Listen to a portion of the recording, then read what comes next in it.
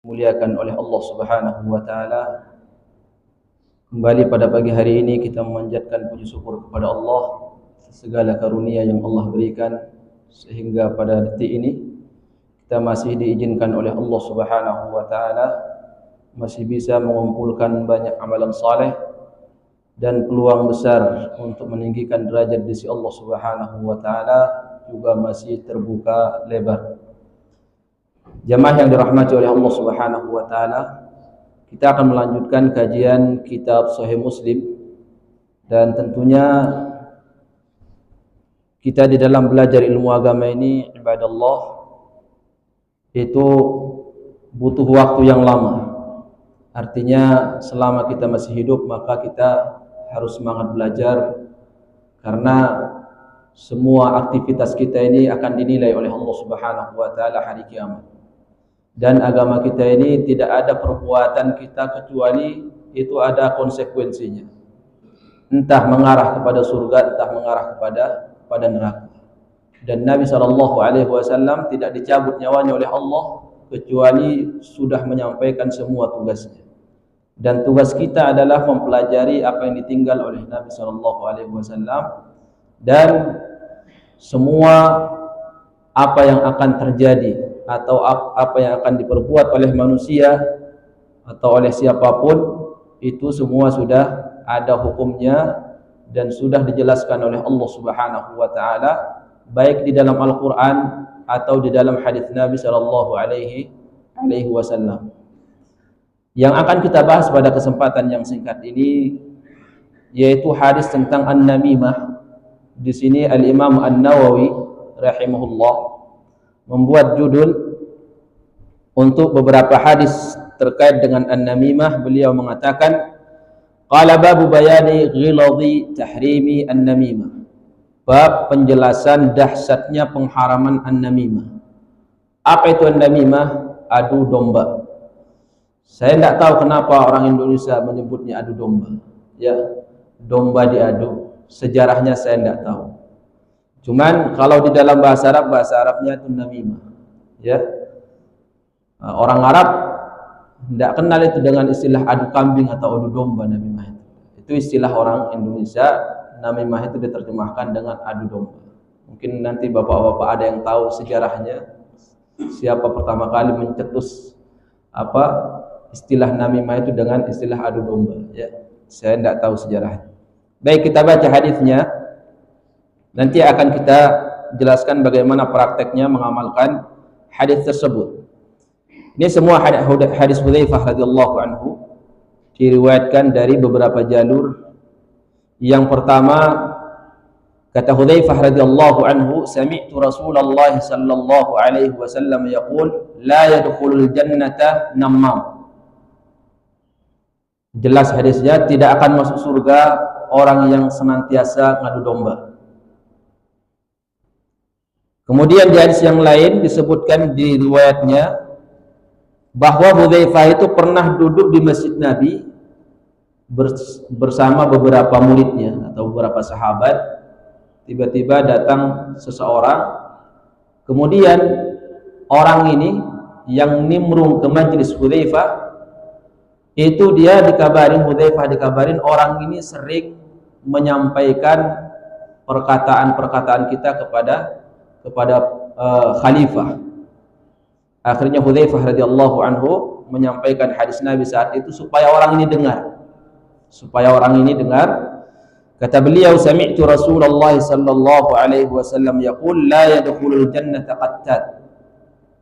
Saya pernah mendengar Nabi bersabda tidak akan masuk surga qattat.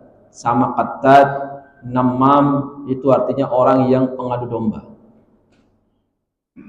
Bapak-bapak yang dirahmati oleh Allah Subhanahu wa taala, tentu saat mendengar hadis ini kita yang tidak terjatuh ke dalamnya bersyukur kepada Allah Subhanahu wa taala, karena kita dihindarkan oleh Allah dari perbuatan yang ancamannya neraka. Bagi kita yang merasa diri kita terjatuh ke dalamnya, maka ada kesempatan untuk bertobat, untuk meluruskan diri, untuk lebih dekat dengan Allah Subhanahu wa taala, karena umat ini adalah umat yang siap untuk dirubah oleh agamanya, yaitu orang beriman. Beda dengan orang ahli kitab. Ahli kitab itu tidak siap untuk dirubah oleh Taurat dan Injil. Coba bayangkan di dalam Al-Quran Allah menyampaikan tentang ciri ahli kitab. Nah, semoga kita tidak seperti mereka. Kata Allah, wa idza akhadna mitsaqakum wa rafa'na fawqakum at-tur.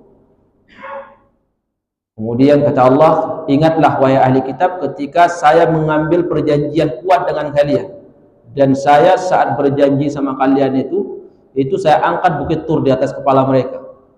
Artinya kalau mereka tidak mau melakukan perjanjian kuat sama Allah, Allah akan menjatuhkan gunung itu kepala mereka. Bayangkan kalau kita diminta oleh Allah masjid ini diangkat di atas kepala kita, siap tidak taat sama Allah? Ya, kalau enggak, ini masjid mau dirobohkan sama Allah, pasti kita ketakutan. Apa kata ahli kitab? Mereka mengatakan sami'na wa asaina. Ya udah, sampaikan aja dulu ya Allah apa yang mau diperintah, apa yang mau dilarang. Cuman perlu diketahui kami tidak siap menjalankan. Itu ahli kitab. Kami tidak siap menjalankan. Sampaikan aja apa yang isi Taurat, isi Injil, apa larangannya, apa perintahnya. Kami sekedar mendengar. Nah, kita jangan sampai seperti itu. Ya, lewat berapa hari, tidak ada yang nyangkut. Belum diamalkan sudah lupa lagi. Sudah bertahun-tahun kita ngaji. Nah, ini kalau ilmu sekedar wawasan, tidak diamalkan nanti cepat lupanya. Ya. Jadi supaya kita tahu perbuatan kita ini lurus atau tidak, tentunya bukan orang yang akan menilai. Oh, kamu ini salah, kamu benar. Tapi Rasulullah SAW yang akan meluruskan kamu salah atau tidak. Jadi kalau kita banyak dengar hadis itu sedikit, ya, setidaknya kita sudah tahu mengukur diri kita, karena kita punya konsep, punya kaidah, yaitu hadis Nabi SAW. Mungkin kalau kita terjatuh dalam perbuatan maksiat, ditegur sama orang biasa, kita tidak mudah untuk menerima. Tapi kalau Rasulullah yang negur kita, pasti insya Allah langsung mau menerima. Makanya dulu ulama kita itu banyak, kalau ada orang mau nasihat, kasih hadis saja. Ya udah, dia yang ngelola sendiri. Bagaimana merespon dia? Karena banyak jiwa-jiwa ini tidak siap menerima omongan orang lain, apalagi saat dia mau diluruskan. Itu berat, ya. Jadi belajar menyampaikan, menasihati lebih ringan. Saya kira semua bapak-bapak ini, andaikan juga dijadwalkan untuk ngasih kajian di sini, bisa, ya, bisa. Karena bapak-bapak aja tidak mau. Kenapa? Gampang masalahnya. Cuman yang berat itu yang mendengar mau menerima itu.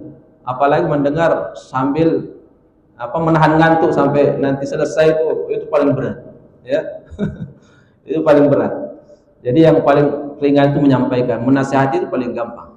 Menasihati, cuman menerimanya itu ya Allah kayak tusuk duri, ya susah. Baik. Tentunya Al-Qur'an atau agama kita saat melarang sesuatu, sebuah perbuatan, maka kebalikannya akan diperintahkan. Nama atau adu domba itu adalah memecah belah, ya, yang tadinya akrab jadi bermusuhan, yang tadinya saling mencintai akhirnya saling membenci, yang tadinya harmonis hubungan keluarganya akhirnya pecah bahkan cerai. Itu namanya mengadu domba. Al-Quran justru memerintahkan kita untuk apa? Untuk menjaga persaudaraan, kemudian ikut andil mendamaikan saudara kita yang bersengketa. Jangan cuek. Allah Subhanahu wa taala menegaskan kepada kita semua tanpa terkecuali orang beriman, innamal mu'minuna ikhwatun fa aslihu baina akhwaykum wattaqullaha la'allakum turhamun. Orang beriman itu kata Allah bersaudara. Kita ini merasa tidak bersaudara. Kalau kita ini merasa bersaudara, terpanggil untuk memperhatikan nasib saudara kita.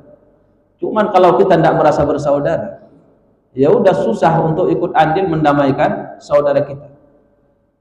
Jadi Rasulullah SAW itu mengajarkan kepada para sahabat untuk apa? Untuk tidak cuek ketika saudaranya lagi kena musibah, terkhusus sengketa, ya, tengkar sama saudaranya. Itu Nabi dan para sahabat tidak cuek. Jadi Nabi senantiasa mengajarkan kepada para sahabat ikut memikirkan memberikan solusi bagaimana kedua saudaranya ini damai. Entah itu dua kubu atau dua suku yang perang sengketa atau dua orang. Itu Rasulullah tidak pernah tinggal diam. Beda sama kita. Saudara kita tengkar, ya cuek aja. Udah itu urusan dia. Ya masing-masing. Tidak boleh orang muslim itu masing-masing. Karena kita ini ibarat bangunan. Kita ini jamaah sekalian kuat terkadang karena saudara kita. Ya. Coba siapa yang sanggup duduk di sini sendirian sampai jam 7? Tidak ada yang sanggup. Tapi kenapa ini banyak yang hadir? Karena ada temannya di sampingnya. Malu dia mau tidur, malu dia mau pulang. Artinya apa? Akhirnya dia punya kekuatan untuk sabar di majelis itu karena saudaranya, karena temannya. Ada yang sanggup hidup sendirian di dunia, sekalipun kaya raya, tidak ada yang sanggup. Kita ini senang, nyaman hidup karena ada orang lain, karena ada teman. Kalau kita sendirian, sekalipun dunia milik kita semua sudah tidak ada nikmat. Jadi kita ini tidak bisa hidup sendiri. Ya, makanya Rasulullah SAW mengajarkan kepada kita ikut andil setiap kali kalian melihat saudara kalian itu pecah belah atau sengketa bermusuhan. Jangan justru menjadi penyebab dua saudara muslim saling akrab, tiba-tiba kita menjadi penyebab terpisah. Dan Nabi SAW praktekkan itu ketika beliau masih hidup di zamannya. Itu beliau setiap ada sahabat yang sengketa pasti Rasulullah ikut andil mendamaikan. Bahkan kedua mereka yang sengketa terkadang tidak menemukan solusinya. Salah satu contoh ketika Rasulullah SAW lagi di dalam rumah Aisyah karena satu tembok dengan Masjid Nabawi. Itu ada seorang sahabat namanya Ka'ab bin Malik sama Ibnu Abi Hadrat. Ibnu Abi Hadrat ini itu dia punya hutang sama Ka'ab bin Malik. Ka'ab bin Malik ketika sudah jatuh tempo, saatnya dia bayar Ibnu Abi Hadrat, kok Ibnu Abi Hadrat tidak datang-datang. Dicari sama Ka'ab bin Malik, kok tidak ketemu. Di rumahnya tidak ada. Ini kemana Ibnu Abi Hadrat? Kok menghilang terus dia? Akhirnya capek dia nyari. Ya biasanya orang punya hutang ya jarang ada di rumah. Ya, dia melarikan diri. Ya kemana alasannya? Kenapa tidak mau bayar utang? Ya udah, Ka'ab bin Malik saat itu sabar, dia tunggu di masjid. Nah, jadi karena dia tahu sahabat pasti sholat ke masjid. Ya dulu apalagi masjidnya cuma satu, senang mereka di masjid. Beda sama kita ini, kebanyakan masjid akhirnya sholat di rumah. Sudah bosan. Ditunggu di masjid, ketemu. Ditagih. Antum bayangkan ditagih di depan orang banyak. Malu enggak? Oh itu pemicu terkobarnya api permusuhan. Akhirnya Ibnu Abi Hadrat marah. Ka'ab bin Malik juga angkat suara. Kamu ini punya utang, malah kamu yang marah. Itu gimana? Kamu ditagih kemana-mana tidak ketemu. Ya saya tunggu di masjid. Dapat. Ya gimana? Coba masa mau lari belum sholat? Ya tunggu aja kesempatan. Ini cara ya. Kalau ada teman-teman yang punya piutang sama orang lain, kalau tidak ketemu tunggu aja di masjid. Pasti dia pindah ke masjid lain. Itu angkat suara tengkar di dalam masjid. Nabi di dalam kamar di hujur Aisyah dengar, ini siapa ini yang tengkar? Akhirnya Nabi singkap gordennya. Karena Nabi biasa gitu, kalau ada sesuatu di masjid tinggal dia singkap gorden. Ternyata dia mendapatkan Ka'ab lagi tengkar sama Ibnu Abi Hadrat. Kata Nabi, ya Ka'ab, ada apa? Kok kalian tengkar? Kata Ka'ab, ini ya Rasulullah, Ibnu Abi Hadrat punya utang nggak bayar-bayar.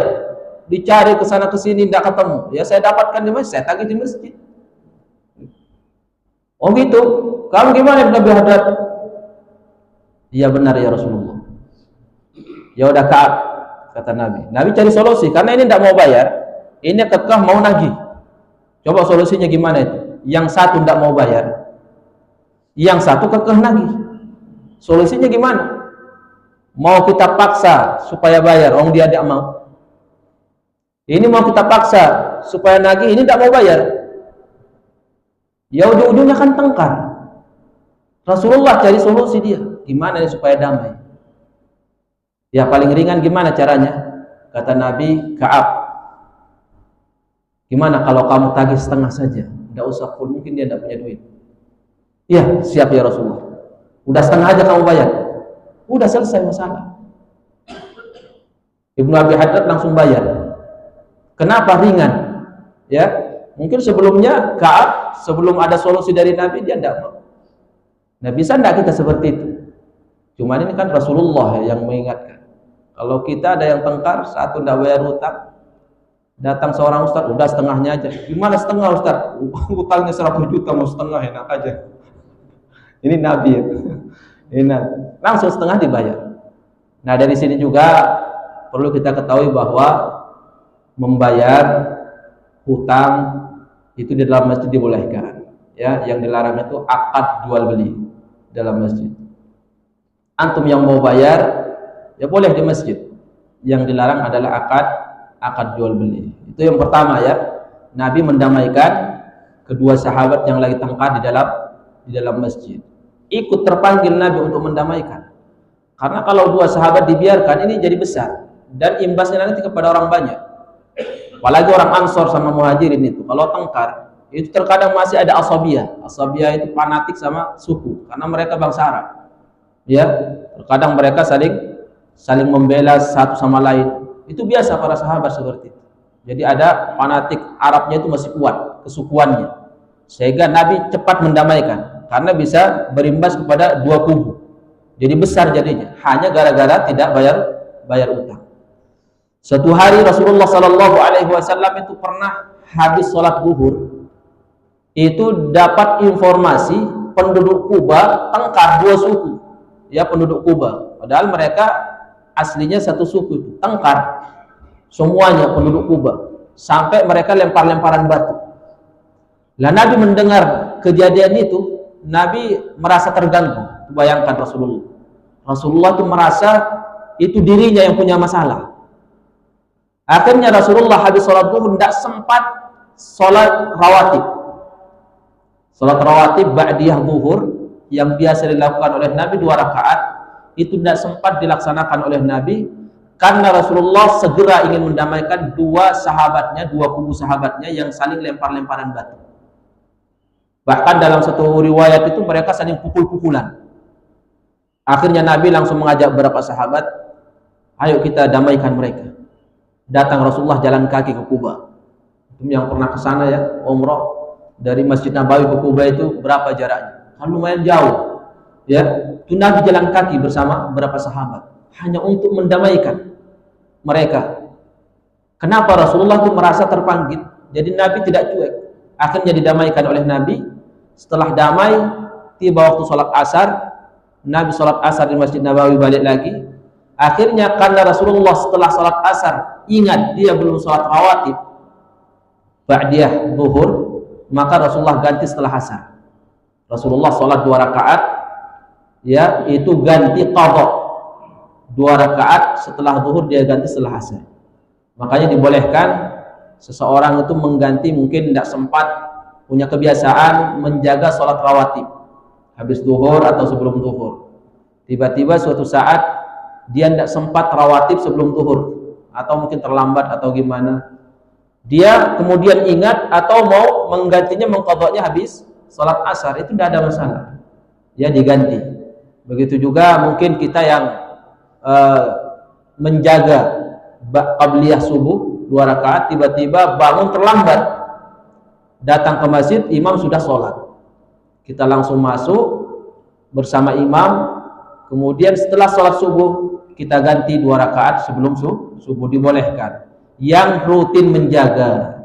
Tapi orang yang memang tidak terbiasa sholat 2 rakaat sebelum subuh, tiba-tiba kok sholat diqadha 2 rakaat setelah subuh, kata Imam Nawawi ini kayaknya perlu dicek kembali. Karena yang dimaksud ini Nabi ini rutin dia, karena punya rutinitas, sudah dijaga sunnah itu, akhirnya ditinggalkan suatu saat karena sebab dia ganti. Tapi orang yang memang tidak punya semangat untuk menjaga itu, ya jangan diqadha karena tidak ada sunnah. Jamaah sekalian yang dirahmati oleh Allah Subhanahu wa taala, dalam bab seperti ini kita tidak boleh cuek, ya. Kalau ada saudara kita yang sengketa, udah kita damaikan, kita berusaha merasa terpanggil. Bahkan salah satu orang yang berhak mendapatkan zakat, yaitu orang kaya, tapi dia bangkrut gara-gara uangnya dia gunakan mendamaikan dua kelompok kaum muslimin yang lagi sengketa. Gambarannya kata ulama seperti apa? Kalau ada dua kelompok kaum muslimin bersengketa, kemudian ada orang kaya, dia punya solusi. Dengan cara apa? Dengan cara dia mengorbankan sebagian hartanya untuk mendamaikan mereka, itu dibolehkan. Dan dia punya hak untuk mendapatkan zakat. Kenapa? Karena dia berkorban dengan hartanya untuk mendamaikan dua kubu saudaranya. Jadi banyak solusi yang bisa kita berikan kepada saudara kita yang lagi sengketa. Ini sifat dan akhlak yang diajarkan oleh baginda Rasulullah SAW, yaitu mendamaikan saudara, menjadi penyebab saudara kita ini damai. Nah, kebalikannya, kita menjadi penyebab saudara kita ini bermusuhan, itulah yang disebut dengan an-namimah atau adu domba. Sebelum kita bahas bagaimana kita praktek menjaga diri dari adu domba, maka kita ingatkan dulu dengan hadis tentang ancaman dan dahsyatnya azab orang yang mengadu domba. Ibnu Abbas radhiyallahu anhu pernah cerita ketika kami lagi jalan bersama Nabi SAW di Madinah, itu ada dua kuburan di dalam satu kebun. Itu Nabi SAW langsung saat itu mengambil pelepah korma, dibelah jadi dua. Para sahabat tanya, kenapa ya Rasulullah? Kata Nabi, saya mendengar dua orang yang ada di dalam kuburan lagi diazab oleh Allah. Jadi Nabi mendengar, sahabat lain tidak mendengar. Akhirnya Rasulullah menjelaskan, yang satunya diazab ini, kedua-duanya diazab oleh Allah karena mereka merasa ada perbuatan dosa yang mereka lakukan, mereka anggap kecil, padahal besar, kata Nabi. Di sisi Allah dosa itu besar. Yang satunya apa Bapak-bapak? Yaitu orang la yastatir minal baul, orang yang kurang perhatian dengan percikan kencing saat dia buang air. Nah, ini biasa kita kalau sudah lanjut usia, itu biasanya tetesan kencing itu begitu berhenti tidak langsung dia. Jadi ibarat selang ibarat selang yang mampet gitu, kadang keluar lagi, sudah mau keluar dari wis keluar dia lagi netes, ya. Nah, ini perlu diperhatikan bagi mereka yang sudah lanjut usia, biasanya masalahnya di situ. Keluar dari WC mau masuk lagi. Kenapa? Karena keluarnya sudah tidak lancar. Yang namanya juga sudah umur, ya, sudah banyak selang-selang mungkin yang putus-putus di bakar raya gitu. Jadi dia itu tidak lancar. Beda sama orang yang usia masih muda. Itu sekali selesai, udah selesai, biasanya tidak keluar lagi. Tapi kalau sudah lanjut usia, itu biasanya masalahnya di situ. Makanya orang-orang tua biasanya lama di dalam kamar mandi. Kenapa? Karena itu nunggu itu. Dan itu harus diperhatikan. Lah salah satu orang yang dihadapi di dalam kubur didengar oleh Nabi, gara-gara apa? Ya malas membersihkan diri dari percikan air kencing saat dia buang air. Akhirnya apa? Diadab oleh Allah di dalam kuburnya. Jadi di dalam kubur itu jamaah sekalian tidak ada orang yang tidur lagi dalam kubur. Entah kita itu diadab, wal'iyadu billah, entah itu diberi kenikmatan. Jadi mati itu hanya sebentar. Mati itu hanya sebentar. Kapan mati itu? Saat dicabut nyawa kita, jasad kita diurus, ruh kita diangkat naik ke langit, dipertemukan dengan Allah kalau ruhnya soleh. Kemudian ini jasad kita itu dimandikan, kemudian setelah itu dikafani, disolatin, diantar ke kuburan, kemudian dikembalikan ruh kita, hidup kembali. Jadi kalau kita tanya berapa jarak kita mati, itu hanya saat dicabut nyawa sampai kita dikembalikan ke kuburan. Hanya itu. Di dalam kubur sampai hari kiamat tidak ada mati. Entah kita diadab sampai hari kiamat, wal'iyadu billah, entah kita diberi kenikmatan oleh Allah di dalam kubur sampai kapan? Sampai hari kiamat. Jadi mati itu hanya sesaat. Semuanya hidup. Maka Allah Subhanahu wa taala menyebutkan akhir dari kehidupan ini bukan kematian, tapi sebuah kehidupan. Orang yang kedua, ngapain orang kedua yang diazab oleh Allah? Ternyata yamshi bin namimah. Hobinya itu provokator. Jadi memecah belah orang muslim. Ini dipecah sama ini sama istrinya dipecah, hanya pisah. Ini yang tadinya berteman akrab baik jadi bermusuhan. Gara-gara apa? Gara-gara si fulan ini. Akhirnya diadab di dalam kuburnya. Diperdengarkan oleh Allah kepada baginda Rasulullah sallallahu alaihi wasallam agar apa? Agar dikasih tahu kepada para sahabat supaya hindari salah satu dua yang menjadi penyebab orang mereka ini diadab di dalam kubur. Di daerah Irak itu ada sekelompok orang beriman, itu seyakin-yakinnya bahwa orang yang kafir itu diadab di dalam kubur. Ya. Nah, mereka ini berangkat dari keyakinan itu. Kalau mereka ini punya gembalaan misalkan onta atau sapi, kemudian kena penyakit yang membuat kotorannya tidak bisa keluar, itu kan biasanya menggelembung perutnya menggelembung. Itu kalau orang Arab biasa ditusuk, ya bagi pengembala mungkin paham masalah ini, ditusuk perutnya supaya apa? Supaya keluar, supaya bocor perutnya, keluar kotorannya. Kenapa? Karena kalau sudah kepenuhan tidak bisa keluar kan pasti mati, tidak sanggup. Nah, biasanya mereka itu ditusuk, dilukai, dibocorin perutnya sedikit supaya keluar kotorannya, nanti dia bisa bernafas kembali. Lah orang Irak ini, mereka yang ada di Irak itu kebanyakan katanya sudah pakai cara lain. Apa yang mereka lakukan? Itu mereka kalau binatang mereka kena penyakit seperti itu tidak perlu dibocorin. Tinggal cari kuburan orang Rafidhah. Rafidhahnya orang Syiah.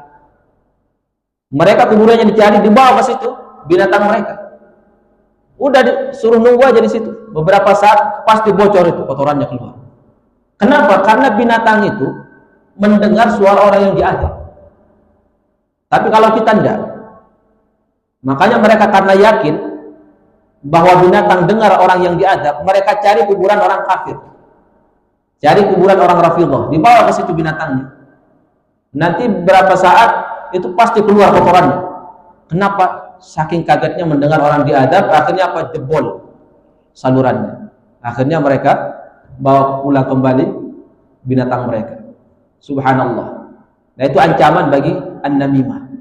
Orang yang senantiasa mengadu domba, diperdengarkan oleh Allah Subhanahu wa taala adabnya sebelum hari kiamat, yaitu diadab di dalam kubur. Satu, orang yang tidak perhatian sama kencingnya. Yang kedua adalah orang yang mengadu domba.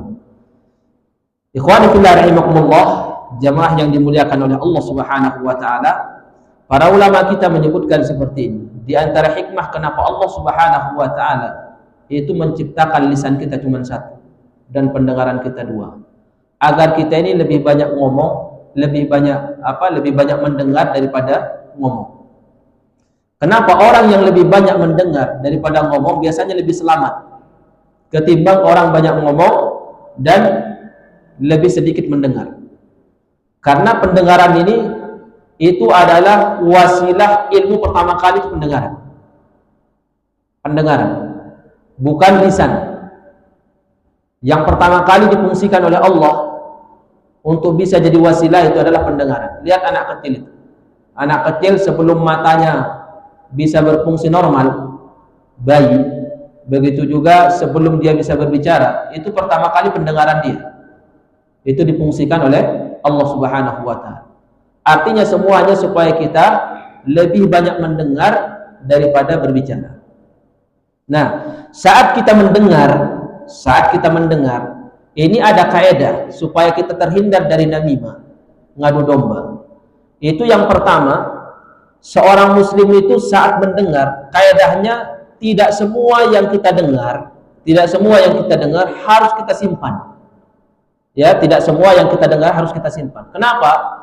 Karena tidak semua yang kita dengar itu baik. Tidak semua yang kita dengar itu baik. Apa yang kita simpan? Yang kita simpan itu adalah sesuatu yang baik. Jangan simpan semuanya. Kemudian saat kita ingin mengeluarkan informasi yang kita tahu, yang kita simpan, itu jangan semuanya. Jangan semua apa yang kita ketahui itu disampaikan. Makanya kata ulama rahimahullah, kata Rasulullah sallallahu alaihi wasallam, kafa bil mar'i kadziban ay yuhadditsa bi kulli ma sami'a. Cukup seseorang itu disebut pendusta kalau dia menyampaikan semua yang dia dengar. Tidak boleh seorang muslim itu menyampaikan semua apa yang dia tahu, apa yang dia dengar, karena dia tidak tahu ini imbas dan akibat dari atau efek dari ucapan dia itu apa, apakah positif atau negatif. Bahkan kata ulama kita, jangan kasih informasi kamu kepada orang lain hanya gara-gara kamu dekat sama dia. Ya, kita biasanya kalau sudah terlanjur akrab sama teman, sampai yang buruk-buruk kita sampaikan kepada dia. Itu sebenarnya cara yang salah dalam bermuamalah sama orang. Seakrab dan sedekat apapun kita sama dia, sekalipun sudah terasa keluarga, jangan sampaikan semua cerita kita kepada dia. Hanya berdasarkan kita sudah cinta, saling mencintai, jangan. Kenapa? Karena hari itu berganti dan perasaan itu bisa berubah. Tapi kata ulama, berikan informasi kamu sesuai kadar kebutuhan dia. Apa yang dia butuhkan dari kita? Informasi apa? Itu aja yang disampaikan. Tidak perlu kita sampaikan semua cerita tentang diri kita.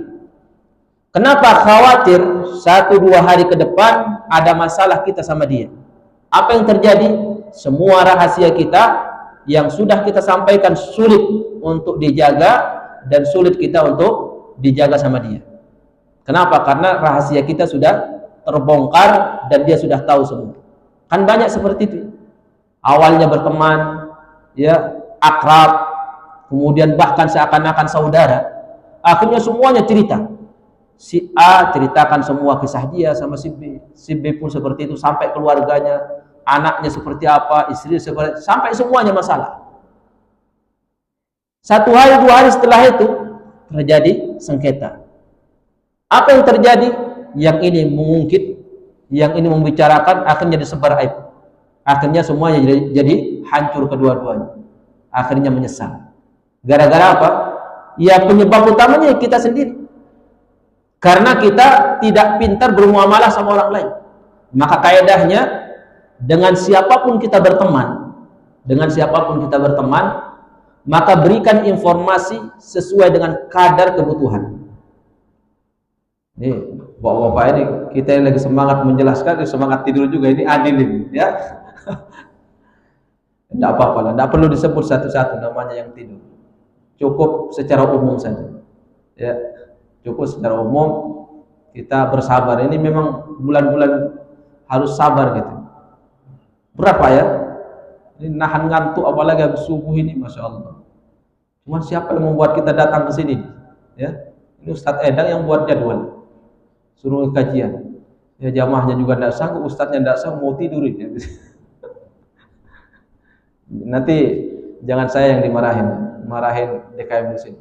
Kenapa buat jadwal habis subuh, Ramadan lagi? Padahal sudah tahu itu ujian paling berat habis subuh, ya. Tapi kita saling memaafkanlah. Timbangan tangkal baru kita bahas ini, bagaimana kita akur. Ini malah mau memicu pertengkaran. Nah, ini kalau disebut jangan ngantuk atau jangan tidur, insya Allah orang yang tidur merasa. Apalagi kalau sampai namanya disebut, itu pasti tidak ngantuk, hilang ngantuknya. Kalau sudah namanya disebut, ya, bahkan kepalanya gatal rambutnya. Ya tidak apa-apa. Itu yang pertama, Pak, ya. Gimana caranya? Jangan kasih informasi kita semua kepada orang lain. Kemudian yang kedua tadi apa? Jangan sampaikan semua apa yang Anda tahu, karena tidak semuanya berefek positif. Bahkan nanti kita menyesal. Kemudian yang ketiga, langkah yang selanjutnya yang diajarkan oleh Nabi SAW kepada kita seperti ini. Kata Rasulullah SAW di hadis yang diriwayatkan oleh Imam Tirmidzi dan An-Nasai dari sahabat Abdullah bin Mas'ud radhiyallahu anhu. Kata Rasulullah, la yuballighuni ahadun an ashabi syai'an. Kata Nabi, jangan sekali-kali ada di antara kalian yang menceritakan kepada saya, melaporkan kepada saya tentang seorang sahabat atau siapa saja. Fa inni uhibbu an akhruja ilaikum wa ana salimus sadri. Kata Nabi, saya kepingin saat bertemu dengan sahabat-sahabat saya, itu saya dalam keadaan berlapang dada. Saya tidak tahu apa yang mereka lakukan. Artinya apa? Rasulullah itu tidak senang dia. Nabi tidak senang apabila dia mendengar aib saudaranya, sahabat. Saya tidak mau, kata Nabi. Jadi kalian, kata Rasulullah, yang tahu aib sahabat yang lain, tolong jangan disampaikan ke saya. Ya, udah cukup kalian sendiri yang tahu. Jangan sampaikan ke saya. Kita ini berapa banyak tahu keburukan orang, bukan kita yang lihat. Dan bukan kita juga yang dengar langsung, tapi informasi dari orang lain. Akhirnya apa? Kita tahu si fulan, oh si fulan itu kayak gitu ya, oh si fulan kayak gitu, si fulan.